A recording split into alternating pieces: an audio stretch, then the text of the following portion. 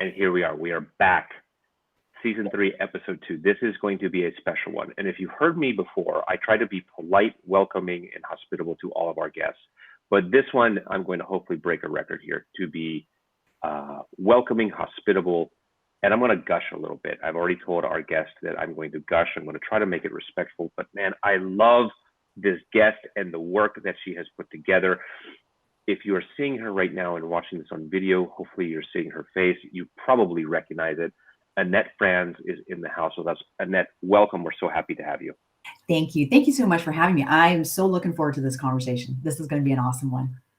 So Season 3, Episode 2, for our loyal audience, thank you for tuning in and always listening to us. You will see that we have taken just a step back. This year, we are doing fewer interviews and sessions, but hopefully the ones that we are doing are of that much greater quality.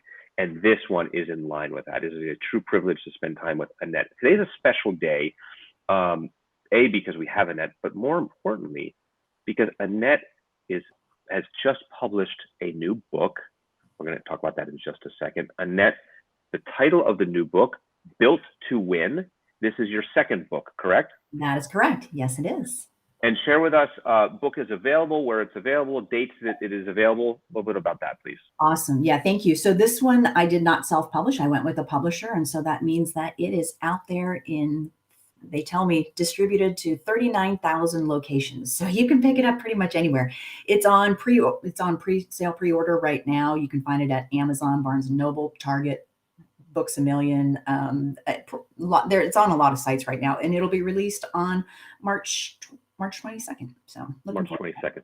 Perfect. And again, I have read through most of the book, and it has made an important impact on me. And I'm going to say that that is a muted version of the impact that it's had on me. It has challenged a lot of the things that I have thought. It caught me at a moment in my personal work.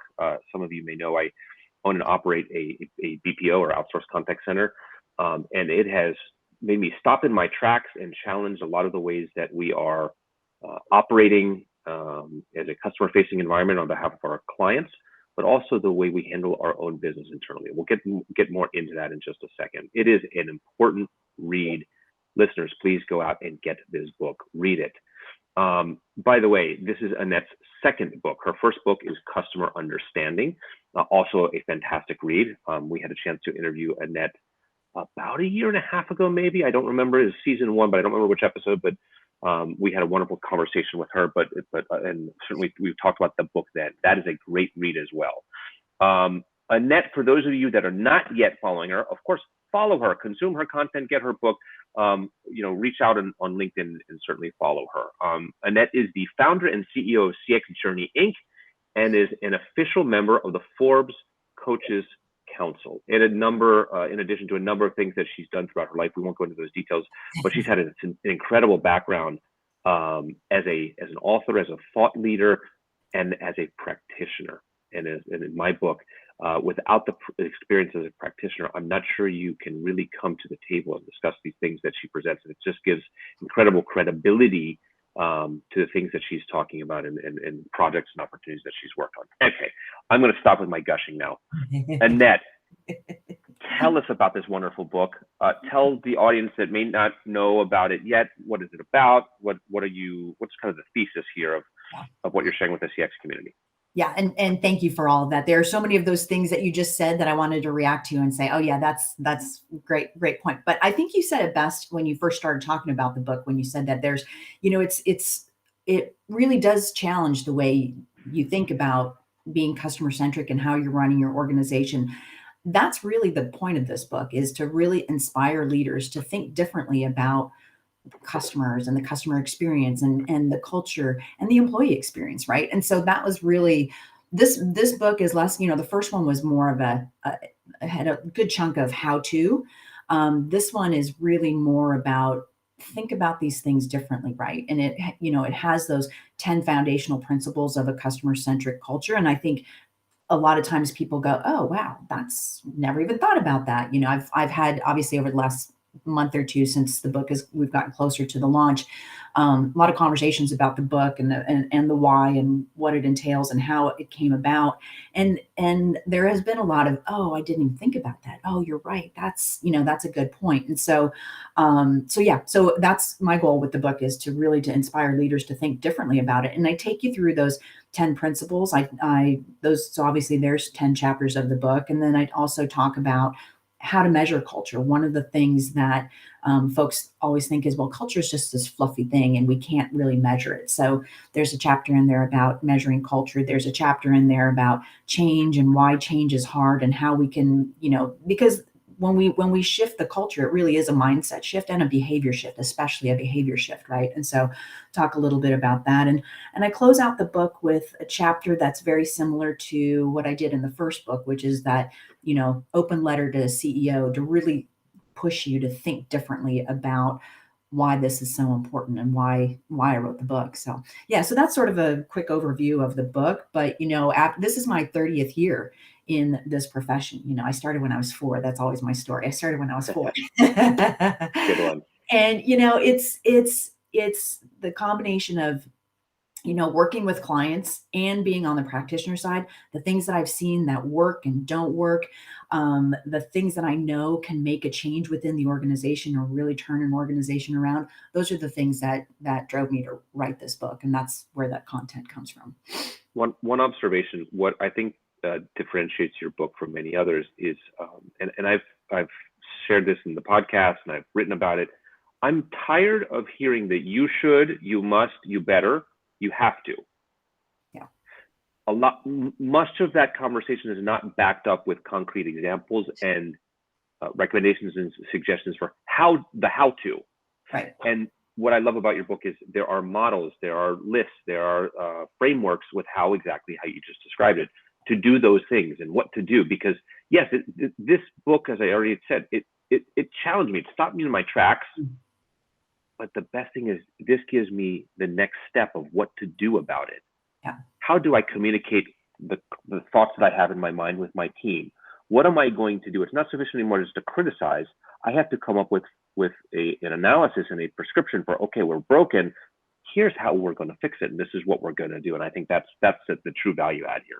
Yeah, you're absolutely right. And I said that there isn't a how-to in this book. This is more of a, there are how-tos in this book, definitely, right? There are places where I say, this is how you're going to move from this point to this point. And at the end of every chapter, I pose a question. Or a series of questions. Is this what's happening within your organization? This is what you can do to shift that thinking and shift that behavior, and here's what the outcomes are. And I think that's an important way to look at it. It's, like you said, it's not just you have to go and do this. It's, well, I want you to think about it. Is this happening in my organization? And if I shift, if I change, if I transform, what's the outcome going to be? Sort of the why behind doing all that. So let's talk about the why for 1 second. But my why it's a different question. I want to ask you why you wrote the book. And of course you wrote the book because there's lots of great things that you're offering here, but I'm so curious. We've had this explosion in the customer experience field. I think I looked on LinkedIn recently and there's something like 40 to 50,000 jobs out there with the term customer experience in them. There are chief customer experience officers, chief customer officers. So we now have a place in many C-suites. The technology stack is incredibly robust. It's more and more available. It's better, cheaper, faster. There's so much more talk and discussion and honing in on the importance of customer experience. Yet one would think that we don't need to address the importance of built to win. One would think we were already built. Right. But apparently not. We're not really built. And I think that's what you're talking about in your book here. Exactly. Yeah. There's a couple things, and you make a great point. So there's a couple things.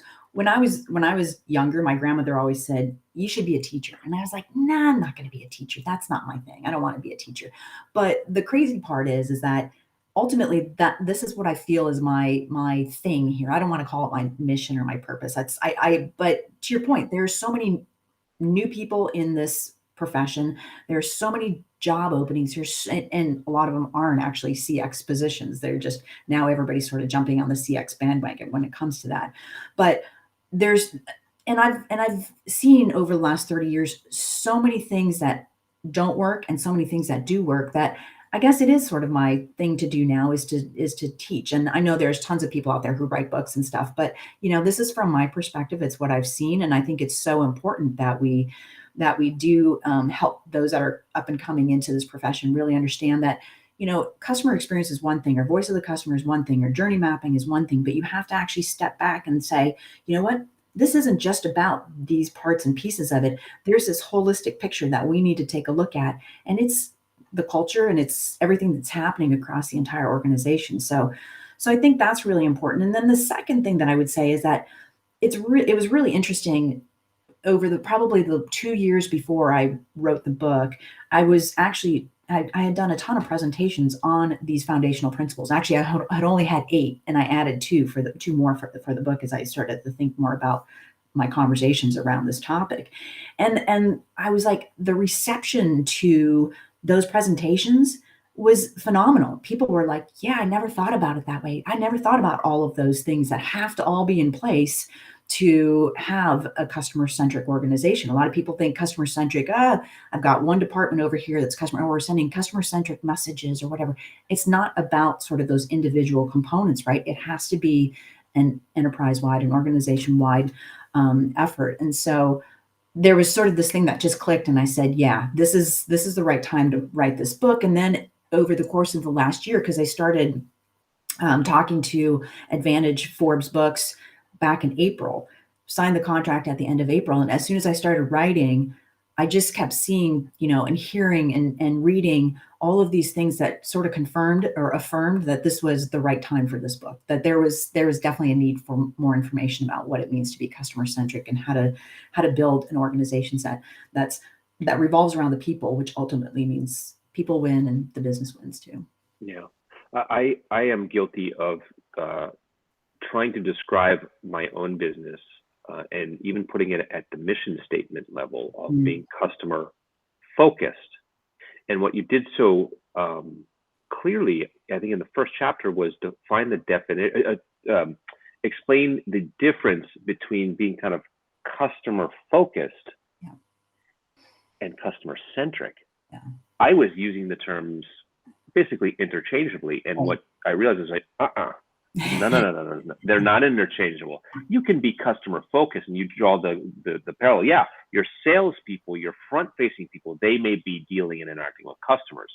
Yeah. But when the rest of the organization, when everybody understands the importance of the customer and has the customer's perspective in mind, that's when you can truly, I think, call yourselves customer-centric, right? I think you did another great example of the customer must have a seat at the table, right? Exactly. A lot of us have, in our own organizations, we see people, you stated this, a lot of us say, well, that's not my responsibility to solve that customer problem. Right. That's his or her responsibility. That's not my job. But when we don't talk like that in those terms, and we all accept that it's all of our responsibilities. Exactly. That's when we're truly customer centric, correct? Yep, absolutely. Well said. Well said. Yeah. Good. See, I learned. I'm applying some of this stuff. And by the way, I'll put you on the road to promote the book for me now. You'll just keep talking about it. I think, and this is a little bit of my own organization, when one knows that one's IT staff and finance staff has the customer interests at heart and can bring the customer into a discussion, that's when I think you're on the road to being customer centric. By the way, we're so far from that. We're not there in my own organization.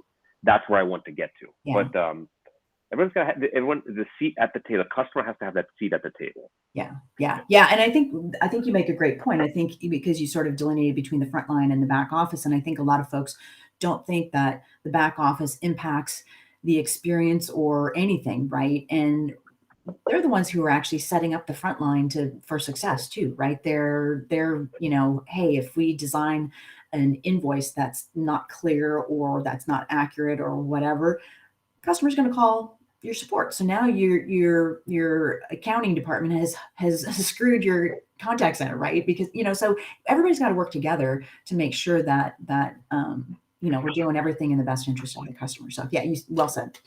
Correct. There's another important theme throughout the book. I think you can really start to hone in on it in the third chapter, and that's the importance of employee experience. Yeah. I think everyone, or most everyone, will agree about the importance of employees. However, how do we reconcile this great resignation thing with employee experience? And I'll go a little bit further. I really want to pick your brain on this one. Yeah. There are those of us that will say, yeah, we've been hearing the importance of employees. We got to treat them well. We've got to give them purpose. They've got to enjoy coming to their jobs, et cetera, et cetera. Great. But they're quitting and they're not showing up. Yeah. And they don't care. What do we do with that? Yeah. Well, I think, and it's really interesting because it is the third principle, right? And I think if you get the first two right, that one is going to flow, right? So the first two are culture and leadership. And I think that if you have a culture that, the saying is people leave companies, people leave managers, whatever, but I feel like people leave cultures. I have left cultures, and yes, that is the company, but it was a crappy culture, so there were companies that I left because of the culture, and that's in direct relation to the leadership as well, and them not deliberately, basically allowing the culture. You get the culture that you allow, right? Unless you deliberately design it. And that was a scenario for me, is that if we don't have that foundation where people are cared for, where leadership puts, people before everything else, and we make sure that our people are well taken care of. And that it's not necessarily financial. It's a lot of other things, right? It's career pathing, it's recognition, it's knowing how my work contributes. It's what I call the soft stuff and the hard stuff, right? The hard stuff is also having it seems sort of a no-brainer, but having the tools and the systems and the resources and everything that they need to do their jobs. Policies are not antiquated or make no sense anymore because the organization has evolved. Processes aren't broken. All of those things all tie together and contribute to that employee experience. And I really do think it starts with leadership. The example that I use in the book is that Burger King example, right? Where the sign out in front of the store was basically, a see you later kind of thing, and if you read the story about what was happening behind the scenes there, it was managers weren't listening, right? The leaders weren't listening to the employees and the dreadful conditions. Fix that, right? Listen to your employees and fix that. I love, and I used some examples of this in my book too, Bob Chapman with Barry Waymiller, and how he talks about, when people show up at work, they're in a certain mood, right? They're in our span of care for the next 8, 10, 12 hours. Why should they leave at the end of the day feeling worse, feeling frustrated, feeling nowhere near how they felt when they showed up here this morning?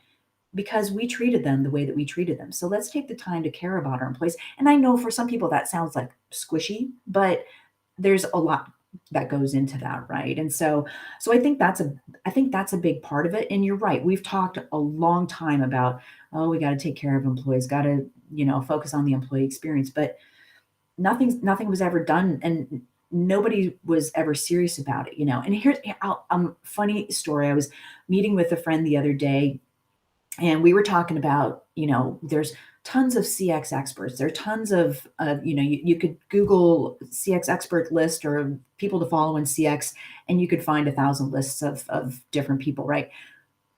Try to Google EX experts or list of EX experts, and you will find basically nothing. I think I did it the other day after we had that conversation, and I think I found two lists. And even as I went through the list, I was like, okay, maybe those aren't quite the people that I was thinking about, because we want to have people who are focused on not just HR, because HR is one thing, right? And they have their responsibilities, but there's this role for people and culture, talent and culture, where these folks really are focused on taking care of the employees, not just taking care of benefits and, all that kind of stuff, right? But actually focused on taking care of the employees. So there has to be a shift in that space as well. I don't know when that's going to happen. I'm hoping that this great resignation, whatever everybody's calling it now, really drives a change there. But it's sad that it has to come to that for that change to happen, right? Yeah. For the readers, I'm not going to give it away, but go look at the platinum rule that Annette cites.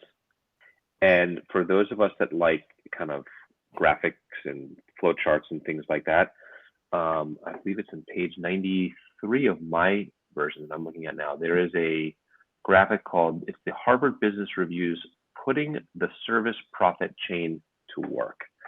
And I recommend looking at that. And it just lays out, it's not complex, it's actually fairly easy, even for a simple guy like me to understand, of the impact of the soft stuff plus the hard stuff. When you do those things right on the left-hand side of this graphic, what emerges on the right side. And I think, without giving it away, if you can get both sides of this graphic correctly, then you become built to win. Exactly. Is that a fair assessment? I think that's a fair assessment. Yeah, absolutely. And the interesting thing about service profit chain is it's been around for a long time. When I first started my career, excuse me, at JD Power Associates in 1992, the authors had come to our offices and were sharing some of the research that they were doing behind this. And it was really fascinating. And one of it's really bizarre to say this, one of the companies that was in this research, they had so much data about their employees and about their customers, and taking that data and really using it to drive a better experience, for both, and having those outcomes that they have in that service profit chain. So really, it makes sense. It makes sense. Wonderful. I'm going to let you wrap this one up. Usually I'm the one that over talks and tries to wrap it up and put a nice red bow on it, but I'm not going to do that this, or I'm going to try not to do that this time. Parting thoughts, concluding thoughts as we wrap up today's session. What would you like readers to consider, think about, heading into hopefully purchasing and consuming this amazing content? Yeah. Well, I think probably one of the big things is that, or two things. Culture isn't squishy. It's real, right? It is real, and it is the foundation of the organization. It's, if you are in a place right now where your culture is not as you believe it ought to be, not built to win, right? It's going to take some time. It's not going to, you're not going to turn the ship overnight. And especially if it's easier for small and mid-sized businesses to do it in a faster, I'll do a quote unquote faster time frame. Larger organizations, it's obviously going to be a bit harder and a lot longer time to do that. You may have to start like with a business unit or divisions or whatever, and move through it that way. But it is possible. I think that's the key here, is that it is possible, and the benefits really do outweigh the not doing it, right? The outcomes are real. I guess that's a good way of looking at it. But one of the things that I've been writing is I've either been signing books or just sort of doing a quick note on the book is, fix the culture, fix the outcomes. I think that's a good way of looking at it. Yeah. This is the fixing of the culture, the building and fixing is, as they say in this terrible cliche, but I think it applies here, it is definitely not a sprint. It's a marathon, right? This is not a quick fix. Absolutely. Absolutely. Yeah. It takes time. Yeah. It absolutely takes time, but it is possible. And that's why at the start of the book, I did this whole chapter on change, and it can happen. You just have to put your mind to it, and again, I think the key thing about this is a culture is deliberately designed, and it has to be nurtured and all of that. It can't just be, it's not just a one and done kind of thing. Even if you do go through this transformation, it has to be nurtured going forward. Yeah, this is wonderful. All right, audience, go get the book. Just do it. Just don't, what do they say in Monopoly? Don't pass go, pass go, collect your $200 and then buy the book. Just go do it, run, don't think about it. You'll thank us later. Annette, will you please come back and visit us at some point for another interview and session? Once Absolutely. The book is out there in the marketplace, we want to have you come back, because getting the chance to spend a little time with you is enriching. I learn a lot from it, and I'd love to give you some feedback, in a couple, not a couple months, probably 6 months or so, what okay. I've done with what I've learned from the book. I think it would make for a good conversation. Hopefully, I can share some good success stories. That's my hope and dream with this, if I actually follow the instructions correctly. I would love that. That would be a lot of fun. I would love to hear how, and 6 months, that's a good time to start to actually seeing some results too. So yeah, absolutely. I would love to do that. Perfect. So we're going to wrap up today's session. We're going to let Annette go back to her day. Audience, thank you for tuning in. Thank you for listening. Like I said, please go out and get this book. This is an important one. I don't recommend things that I don't do myself personally, and I mean that. I have read most of the book. I'm learning from it, and there's things I'm going to implement. And I hope you have success with it. And absolutely follow Annette on LinkedIn and other social properties. But LinkedIn is a great place to see what she's up to. To conclude, this was season 3, episode 2, Built to Win. Audience, one final request. If you liked our content, please give us a rating. We'd love to hear your feedback. Hopefully, if you love it, state that. If you hated it, state that. Give us some ideas. We want to know how to hopefully improve and deliver good content for you. The best place to rate and review, I believe, is on Apple Podcasts, if that's the place where you consume these, and download these and listen to them. Audience, thank you so much. And a final thank you, Annette. Thank you so much for spending time with us. It was really valuable. We wish you the best of luck with the book. Thank you so much. Thanks for having me.